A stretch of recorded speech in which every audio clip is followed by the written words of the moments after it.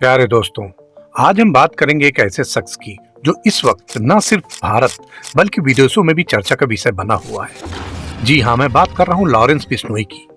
सलमान खान से जुड़ी विवादित खबरों के कारण आपने उनका नाम तो सुना ही होगा, लेकिन आज हम जानने की कोशिश करेंगे कि इतने बड़े विवाद की आखिर जड़ क्या है।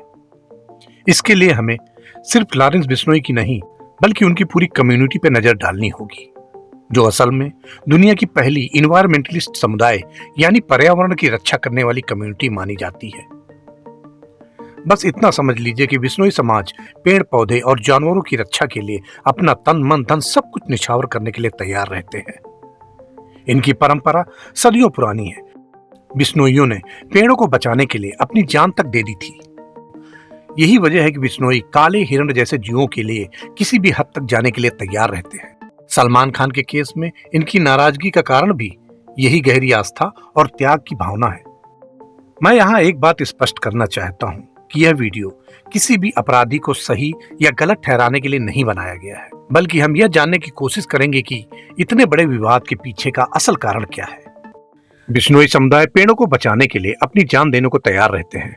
उदाहरण के तौर पर राजस्थान के खिजली गांव का इतिहास प्रसिद्ध है, जहां 1730 में अमृता देवी और उनके साथ 363 बिश्नोई लोगों ने पेड़ों को बचाने के लिए अपनी जान दे दी थी। बिश्नोई समाज का यह समर्पण बताता है कि उनके लिए पर्यावरण और जीवों की रक्षा कितनी महत्वपूर्ण है। इस इतिहास को समझने के बाद शायद हमें लॉरेंस बिश्नोई की नाराजगी और उसके विचारों का कुछ अंदाजा हो सकता है।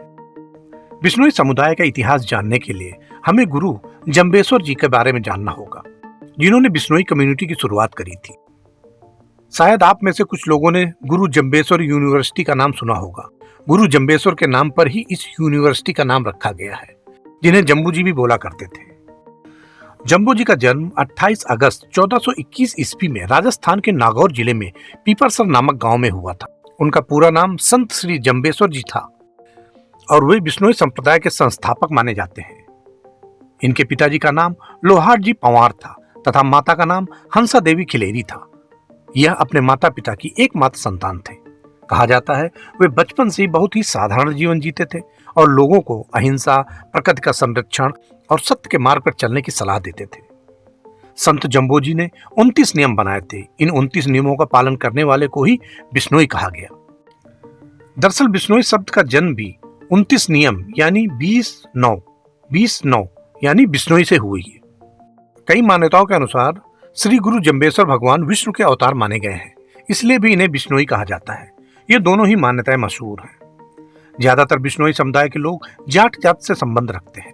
इस समुदाय का मानना है जीव में ईश्वर का अंश होता है और उनकी सेवा करना ईश्वर की सेवा करने के बराबर है। क्या आपको पता है, जब कोई हिरण का बच्चा अपनी माँ से बिछड़ जाता है या किसी वजह से दूध नहीं पी पाता है, तो बिश्नोई महिलाएं उन्हें अपने बच्चे की तरह अपनाती हैं और उसे जीवित रखने के लिए अपना दूध तक पिलाती हैं। ऐसा है बिश्नोई समाज का जीवों के प्रति लगाव। यह उनके प्रकृति प्रेम और करुणा का अनूठा उदाहरण है, जो उनके समाज में गहराई से समाया हुआ है। बिश्नोई समाज का मानना है कि सभी जीवों का जीवन मूल्यवान है और उनकी रक्षा करना हमारा कर्तव्य है। वे न केवल मांसाहार से परहेज करते हैं, बल्कि वन्य जीवों की रक्षा के लिए अपने प्राणों तक की आहुति देने के लिए तैयार रहते हैं। अच्छा, एक बात पर गौर करने वाली है, बिश्नोई समाज नीले रंग के कपड़े को पहनना पसंद नहीं करते हैं। यह कोई पसंद या नापसंद वाली बात नहीं है। इसके पीछे एक गहरा लॉजिक है, जो बिश्नोई समाज ने बहुत पहले ही जान लिया था। नीला रंग बनाने के लिए नील की खेती की जाती है। नील की खेती में बहुत सारे पानी की जरूरत होती है। ज्यादा पानी की खपत से आसपास के क्षेत्रों में जल स्तर, वाटर लेवल नीचे चला जाता है, जिससे आगे चल के जल संकट भी हो जाता है। नील की खेती लगातार करने से मिट्टी की फर्टिलिटी यानी उर्वरकता कम हो जाती है, क्योंकि यह फसल मिट्टी के बहुत सारे पोषक तत्वों को खींच लेती है, जिससे भूमि का बंजर होने का खतरा बढ़ जाता है। बिश्नोई समाज के अनुसार नीले रंग के कपड़े पहनने से हमारे पर्यावरण का नुकसान होता है, इसलिए बिश्नोई समाज नीले रंग के कपड़ों को पहनना पसंद नहीं करते हैं।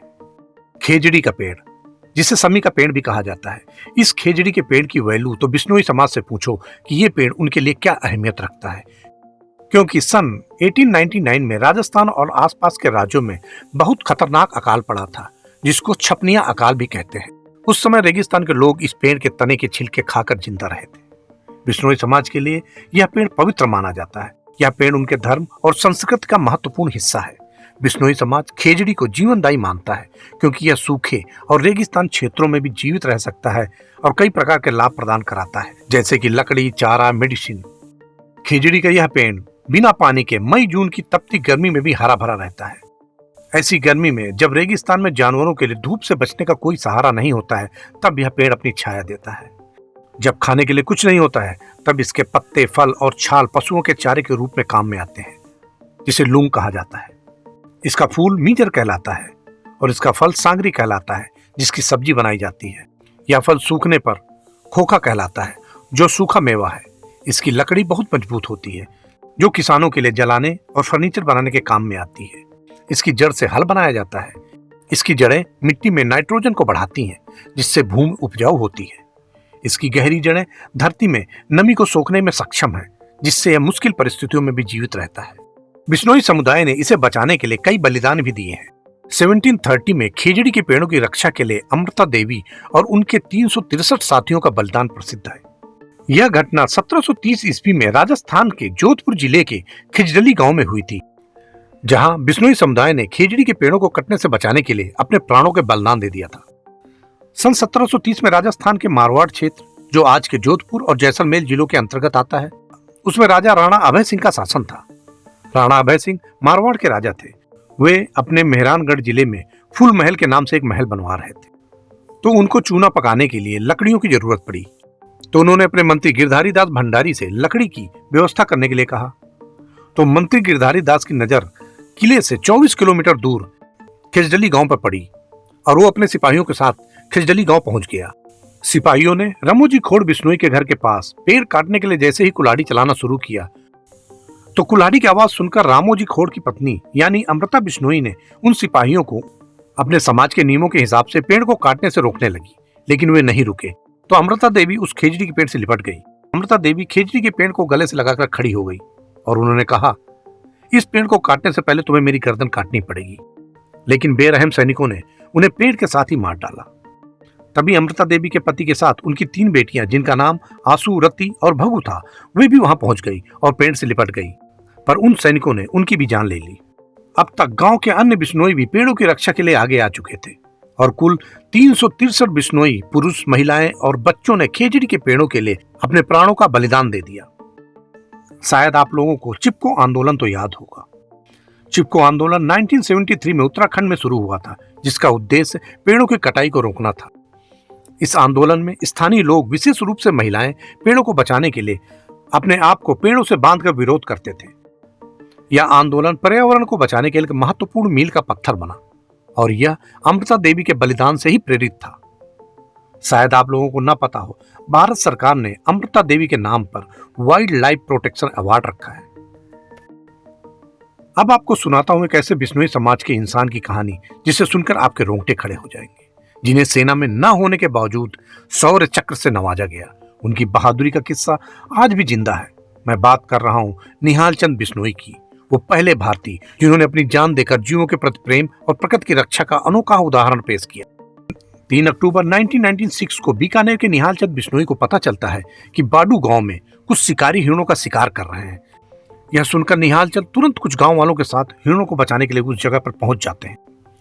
जब वे शिकारियों को रोकने की कोशिश करते हैं, तो शिकारी उन पर गोली चलाने लगते हैं। इस दौरान निहाल चंद गंभीर रूप से घायल हो जाते हैं, लेकिन वे फिर भी वहां से नहीं हटते। लेकिन तब तक शिकारियों ने 6 हिरणों को जान से मार दिया था।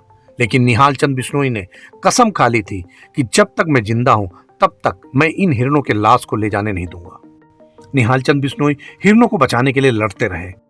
आखिरकार शिकारियों को डर कर वहां से खाली हाथ भागना पड़ा। लेकिन निहाल चंद की हालत गंभीर हो जाती है और कुछ समय बाद घायल निहाल चंद जी की मृत्यु हो जाती है। उनकी बहादुरी को देखते हुए 1999 में भारत सरकार ने उन्हें शौर्य चक्र से सम्मानित किया।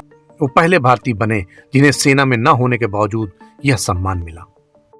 बिश्नोई समाज में निहाल चंद बिश्नोई की कहानी आज भी लोगों के दिलों में बसी हुई है और हर कोई उनकी बहादुरी को याद करता है। उनकी इस वीरता ने बिश्नोई समुदाय के संकल्प को और भी मजबूत कर दिया, जो जीवों की रक्षा के लिए किसी भी हद तक जाने के लिए तैयार रहते हैं। निहाल चंद बिश्नोई का नाम इतिहास में उन नायकों के साथ लिखा गया है जिन्होंने बिना किसी स्वार्थ के अपना धर्म, संस्कृति और जीवों के प्रति प्रेम की मिसाल कायम की है। खामूराम बिश्नोई। खामूराम बिश्नोई को 24 फरवरी 2013 को extra ordinary man of the India का खिताब मिला। यह पुरस्कार उन्हें प्लास्टिक प्रदूषण के खिलाफ उनकी लड़ाई के लिए दिया गया है। खामूराम ने अपने गांव और आसपास के क्षेत्रों में प्लास्टिक के कचरे के खिलाफ जागरूकता फैलाने और उसे खत्म करने के लिए बहुत मेहनत की। उन्होंने लोगों को इस बारे में समझाया कि प्लास्टिक से कैसे पर्यावरण को नुकसान पहुंचता है और इसके प्रभाव से कैसे निपटा जा सकता है। अनिल बिश्नोई। अनिल बिश्नोई उन लोगों में से एक थे जो पोचर के खिलाफ खड़े हुए। पोचर यानी वो लोग जो हिरणों का शिकार करते थे। उन्होंने हिरणों को शिकारियों से बचाने के लिए बहुत संघर्ष किया। पिछले 30 सालों में अनिल बिश्नोई ने पूरे भारत में 10,000 से ज्यादा ब्लैक बक यानी काले हिरणों को बचाया है। बिश्नोई समुदाय के लोग ब्लैक बक की पूजा करते हैं और अनिल ने इस खास हिरण प्रजाति की रक्षा के लिए अपने जीवन का एक बड़ा हिस्सा समर्पित किया है और अदालत में 200 से ज्यादा मुकदमे लड़े हैं। उनकी इन सेवाओं के लिए उन्हें कई पुरस्कार और सम्मान भी मिले हैं, जैसे Dalmia water environment protection award, state level Amrita Devi environment protection award. अगर मैं किसी वन्य जीव को मारते हुए देखता हूं तो मैं उसे देखने के बजाय उसकी जान बचाते हुए खुद मरना पसंद करूंगा। मैं इन शिकारियों के सामने नहीं झुकूंगा। ये प्रजातियां हमारी अपनी जान से भी ज्यादा कीमती हैं। ये कहना है पीराराम बिश्नोई जी का। पीराराम बिश्नोई जैसे बड़े दिल वाले को हम कैसे भूल सकते हैं, जिन्हें हाल ही में रॉयल बैंक ऑफ स्कॉटलैंड की तरफ से एनवायरमेंटल प्रोटेक्शन में उनके काम के प्रति समर्पण के लिए अर्थ हीरोज अवार्ड दिया गया। पीराराम बिश्नोई जिन्होंने सीआरपीएफ में नौकरी की और बाद में अपने गांव में आकर नेशनल हाईवे के पास एक छोटी सी पंचर रिपेयरिंग की दुकान खोली। यहाँ उन्होंने देखा कि तेज रफ्तार से आ रही गाड़ियों की वजह से कई जंगली जानवर दुर्घटनाओं में घायल हो रहे हैं। एक बार उन्होंने देखा एक हिरण जो एक्सीडेंट में मर चुकी थी, उसका बच्चा अपनी मरी हुई मां का दूध पीने की कोशिश कर रहा था। यह दुखद दृश्य देखकर पीराराम बिश्नोई को बहुत दुख हुआ और उन्होंने इन मासूम जानवरों की मदद करने का फैसला किया। उन्होंने अपने घर में ही घायल जानवरों के इलाज और देखभाल का काम शुरू किया। पिछले 10 सालों में पीराराम ने कई हिरण, चिकारा, नीलगाय, मोर, खरगोश, बंदर आदि को बचाया है। उनका पूरा परिवार इस काम में उनका साथ देता है। शिकारियों से उन्हें जान से मारने की धमकियां भी मिली, लेकिन उन्होंने इसकी परवाह नहीं की। उनका सिर्फ एक सपना है, इन जानवरों को सुरक्षित और स्वस्थ देखना। ऐसे न जाने कितने बेहतरीन उदाहरण हैं बिश्नोई समाज के लोगों के। बिश्नोई समुदाय का जीवों और पर्यावरण के प्रति अनूठा प्रेम और समर्पण गुरु जम्बेश्वर जी द्वारा दिए गए 29 नियमों पर आधारित है। गुरु जम्बेश्वर जी ने अपने मानने वालों को प्रकृति, पेड़ पौधे और हर जीव के लिए दया रखने का संदेश दिया है। बिश्नोई समाज ने इसे अपने जीवन का हिस्सा बना लिया है और उनके बलिदान की कई कहानियां हैं जिनके बारे में लोग शायद नहीं जानते हैं। बिश्नोई समाज के लोग जानवरों को अपने परिवार की तरह मानते हैं।